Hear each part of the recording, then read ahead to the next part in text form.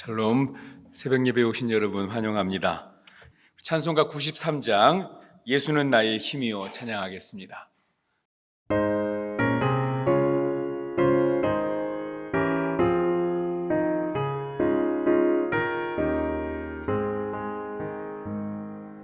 예수는 나의 힘이요 내 생명 되시니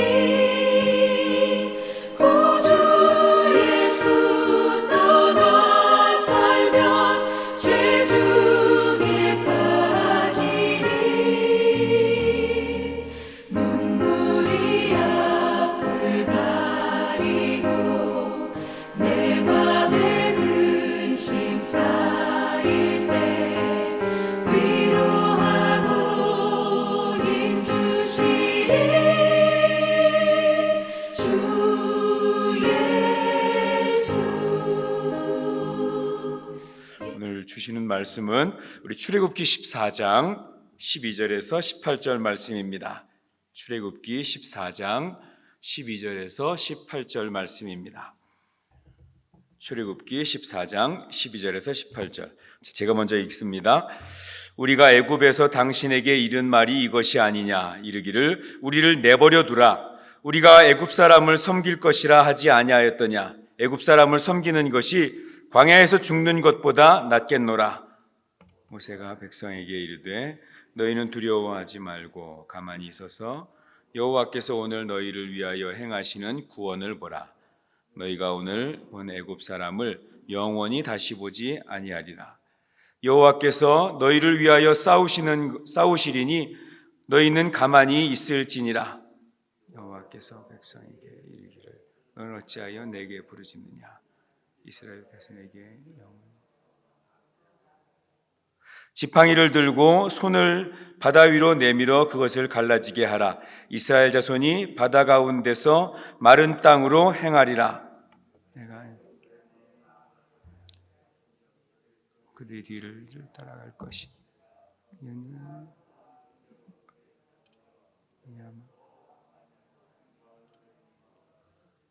같이 봅니다. 내가 바로와 그의 병거와 마병으로 말미암아 영광을 얻을 때에야 애굽 사람들이 나를 여호와인 줄 알리라 하시더니. 아멘. 진퇴양난, 앞으로 나갈 수도 없고 뒤로 물러설 수도 없는 그런 어렵고 곤란한 난감한 그런 상황을 이야기하는 거죠. 이렇게 할 수도 없고 저렇게 할 수도 없는 그러한 일 가운데 빠져 있는 상황입니다. 누구도 그런 상황을 원하지 않았지만 우리 삶에는 이렇게 진퇴양난에 빠지는 경우들이 있을 수 있습니다. 더군다나 방금 전에 큰 어려움들을 얼마 전에 막 이겨나갔는데 그런데 또 이런 진퇴양난의 상황이 빠지면 그러면 더 큰 혼란, 심지어 자포자기하게 되고 낭망하게 되는 그러한 일들이 있게 됩니다. 오늘 본문을 살피면 모세가 이스라엘 백성들과 함께 애굽을 빠져나왔습니다. 10가지 재앙을 애굽에 내림을 통해서 겨우 바로의 마음이 움직여서 빠져나오게 됐는데 그런데 눈앞에 홍해가 가로막고 있습니다. 뒤에는 바로의 군대가 철병거를 타고 다 죽여버리겠다고 다시 애굽으로 끌고 가서 더 큰 노예 생활에 빠뜨리겠다고 추격해 오고 있습니다. 정말 절체절명의 그런 상황입니다. 난감한 정도가 아니라 어떻게 할 수 없는 큰 두려움 가운데 빠질 수밖에 없습니다. 이스라엘 백성들은 이 진퇴양난의 상황에 빠지게 되니까 그들이 즉시 자기들의 방법으로 반응을 하려고 합니다. 11절 12절입니다. 그들이 또 모세에게 이르되 애굽에 매장지가 없어서 당신이 우리를 이끌어내어 이 광야에서 죽게 하느냐. 어찌하여 당신이 우리를 애굽에서 이끌어내어 우리에게 이같이 하느냐. 우리가 애굽에서 당신에게 이른 말이 이것이 아니냐. 이르기를 우리를 내버려 두라. 우리가 애굽 사람을 섬길 것이라 하지 아니하였더냐. 애굽 사람을 섬기는 것이 광야에서 죽는 것보다 낫겠노라. 누군들 이런 상황에서 두렵지 않겠습니까? 사람이 악해서라기보다 너무나 두려워서 이런 막말을 하는 것이라고 할 수 있겠습니다. 누가 보아도 절대로 해결할 수 없는 그러한 상황, 풀릴 수 없는 그러한 문제, 바다가 앞을 가로막고 있고 좌우에는 산맥이 막고 있어서 피할 수 없고 뒤에는 당시 최강의 군대인 애굽 군대가 이 철병거를 이끌고 쫓아오고 있습니다. 진퇴양난에 빠지게 되면 그러면 두려워서 원망을 하든지 이 애굽 백성들처럼 다른 방법은 또 뭐가 있습니까? 더 간절하게 하나님께 메어 달리는 그러한 방법이 있겠죠. 애굽 사람들의 다시 노예로 가서 받아달라고 하면 우리를 받아줄 것인가? 그런데 애굽 군대는 보니까 다 죽일 것 같은 그러한 기세로 쫓아오고 있습니다. 앞에 있는 홍해 바다를 건널 수 있을까? 헤엄을 쳐볼까? 그런데 강도 아니고 바다가 앞을 가로막고 있습니다. 이건 사람의 힘으로 헤엄을 쳐서 이 바다를 건널 수 있는 것은 불가능해 보입니다. 이런 진퇴양난의 위기에서 이스라엘 안에서도 두 가지 모습이 나타나죠. 대부분의 모든 이스라엘 백성들은 하나님을 원망하는 완전히 자포자기하는 그러한 모습 가운데 있는데, 그런데 모세는 하나님 앞에 기도합니다. 하나님을 믿는데, 말씀을 드렸죠. 하나님을 믿는다는 것은 하나님이 어떤 분인가를 아는 것이라고, 알아가는 것이라고 말씀을 드렸습니다. 첫 번째로 하나님께서 내가 당한 이 상황을 아시는 분이라는 것을 믿는 것입니다. 15절입니다. 여호와께서 모세에게 이르시되 너는 어찌하여 내게 부르짖느냐? 이스라엘 자손에게 명령하여 앞으로 나아가게 하고. 모세는 하나님이야말로 이 상황을 해결해 주실 분이라는 것을 믿었습니다. 그래서 이스라엘 백성들에게 뭐라고 이야기합니까? 여호와께서 너희를 위하여 싸우시리니 너희는 가만히 있을지니라. 모세는 하나님 앞에 기도하자고 이야기하는 거죠. 우리 하나님이 분명히 구원하실 테니까 그 하나님을 믿고 기도하자라고 이야기하는 것입니다. 그리고 이제 하나님 앞에 기도하고 나니까 하나님이 뭐라고 말씀하십니까? 너희는 어찌하여 내게 부르짖느냐? 기도했으면 기도한 건 믿고 앞으로 나아가라는 것입니다.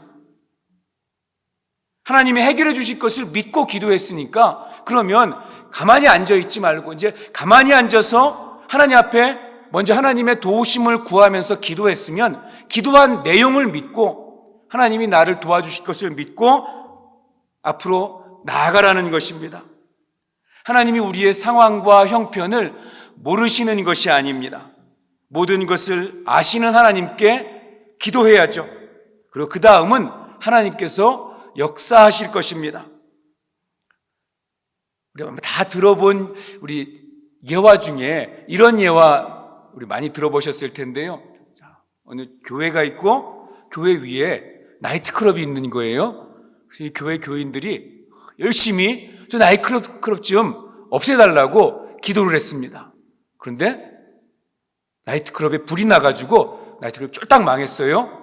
그리고 나이트클럽 사장이 이 교인들이 나이트클럽 없애게 해달라고 기도했다는 걸 알고 나이트클럽을, 이 교회에 대해서 와서 항의를 한 거죠. 당신들이 기도해서 나이트클럽이 이제 망하게 됐습니다. 그 교인들이 아니 기도한다고 나이트클럽에 불 나고 없어집니까? 나이트클럽 사장은 당신들이 기도했기 때문에 나이트클럽 없어졌습니다.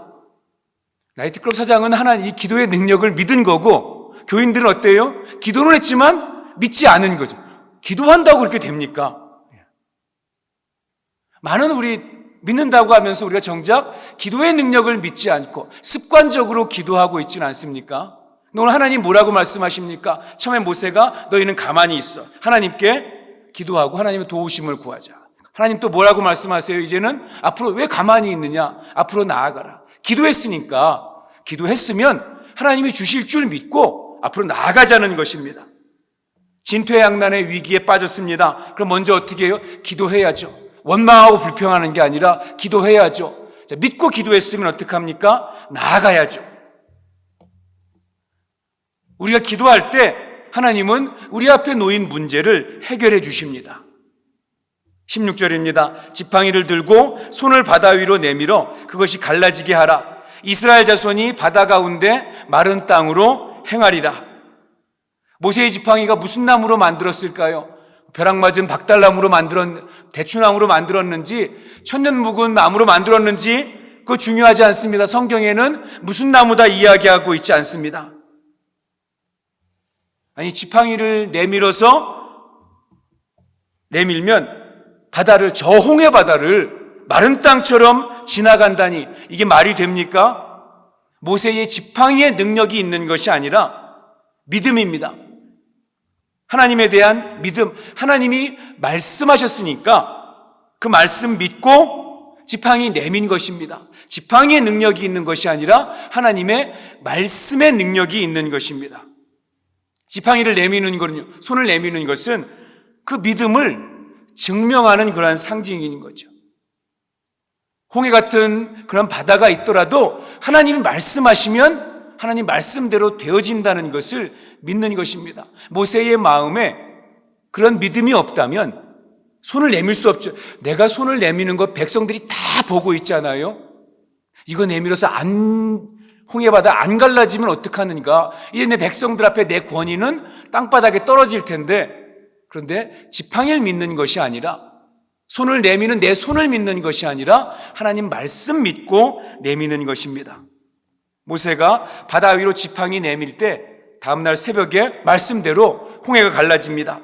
동풍이 밤새도록 불어서 바닷물을 밀어내고 바닷물이 양쪽으로 갈라져서 벽처럼 서 있는 그런 놀라운 기적이 나타나게 됩니다. 22절이죠. 이스라엘 자손이 바다 가운데를 육지로 걸어가고 물은 그들의 좌우에 벽이 되니, 갈라진 바닷물이 양쪽에 벽처럼 서 있었다고 이렇게 이야기합니다. 무슨 얼음벽이 서 있는 것도 아니고 물이 벽을 이루고 서 있습니다. 가능한 일입니까? 불가능한 일이죠. 아무도 그런 역사가 일어날 것은 상상도 하지 못했을 것입니다. 내 기준이나 내 생각 가지고는 하나님이 이 문제를 이렇게 해주실 것이다 생각하지 못합니다. 우리의 기대 나름대로 어떤 기대를 가졌을까요? 뒤에 있는 애굽 군대를 어떻게 쳐부숴 주겠지, 우리의 상식은 그 정도 수준이에요. 그런데 하나님의 역사하심은 우리의 생각을 뛰어넘어서 역사하신다는 것입니다. 보이는 것만 믿지 말고 보이는 모든 문제를 해결하실 수 있는 하나님을 믿을 때 하나님께서 홍해를 갈라주실 것입니다. 우리가 기도할 때 또 어떤 일이 일어납니까? 앞에 있는 문제만 해결되신 것이 아니라 뒤쫓아오는 문제도 하나님께서 해결해 주신다는 것입니다. 27절, 28절입니다. 모세가 또 손을 바다 위로 내밀매 새벽이 되어 바다의 힘이 회복된지라. 애굽 사람들이 물을 거슬러 도망하나 여호와께서 애굽 사람들을 바다 가운데 엎으시니 물이 다시 흘러 병거들과 기병들을 덮되 그들의 뒤를 따라 바다에 들어간 바로의 군대를 다 덮으니 하나도 남지 아니하였더라. 애굽 군대는 이스라엘 백성들에게 두려움의 상징입니다. 이스라엘 백성들을 잡기 위해서 애굽의 병사들이 말과 병거를 가지고 이스라엘을 쫓아오고 있습니다. 아마 그대로라면 홍해를 건너서도 이스라엘 백성들 마음 한편에는 계속 또 우리에게 문제가 생길 텐데, 또 어려움이 다가올 텐데 두려움이 계속 남아 있었겠죠. 근데 홍해 바다를 쫓아 그 갈라진 그 바다 사이를 들어온 그 애굽 군대를 똑같은 공간 가운데 있는 거예요. 이스라엘 백성도 그 갈라진 바다 사이를 건너고 애굽 군대도 자기들이 기도하지 않았는데 갈라진 바다 가운데로 지나가고 있는 것입니다. 병거를 가지고 더 빨리, 더 신속하게 그 가운데 지나가니까, 그러니까 같은 하나님의 은혜를, 하나님의 복을 이 애굽 군대도 누리고 있는 것처럼, 더 많이 누리고 있는 것처럼 보일 수 있겠죠. 그런데 같은 공간 안에 있다고 해서 같은 복을 받고 있는 것이 아니라는 것입니다. 이스라엘 백성들은 하나님의 말씀을 의지해서 갈라진 홍해바다 사이를 건너가고 있는 것이고, 애굽 군대는 이스라엘 백성들을 죽이려고 하는 자기들의 욕망을 따라서 홍해바다에 들어간 것입니다. 그리고 이스라엘 백성들이 다 지나간 후에 홍해바다가 다시 덮이게 되고, 그리고 바다 한가운데 추적해 들어오던 병거를 타고 더 빨리 지나갈 것 같았던 애굽의 군대는 다 수장되어 버리고 맙니다. 하나님께서 대역전의 드라마를 만들어내신 것입니다. 진퇴양난에 빠져 있는 것 같지만, 문제가 더 빨리 나를 추격해 오는 것 같지만, 그러나 낙심하지 마십시오. 하나님 앞에 무릎 꿇어 기도하고, 그리고 내가 기도한 대로 하나님께서 분명히 어떤 방법인지 나는 알지 못하지만 더 놀라운 방법으로, 내가 생각하지도 못했던 큰 방법으로 하나님께서 역사하실 것을 믿는 믿음으로 나아갈 때 하나님께서 당신의 백성을 분명히 지켜주실 줄 믿습니다. 기도하겠습니다. 하나님 아버지, 누구에게나 어려움이 찾아옵니다. 어려운 상황을 애굽과 같이 완악한 세상의 시선이 아니라 모세와 같이 전적으로 하나님을 신뢰하는 믿음의 눈으로 바라볼 수 있도록 도와주시옵소서. 더 이상 물러설 곳이 없었던 이스라엘 백성에게 구원의 손을 펼쳐주셔서 생명을 지켜주시고 대적의 손에서 완전히 구원하여 주신 것을 우리가 말씀을 통해 봅니다.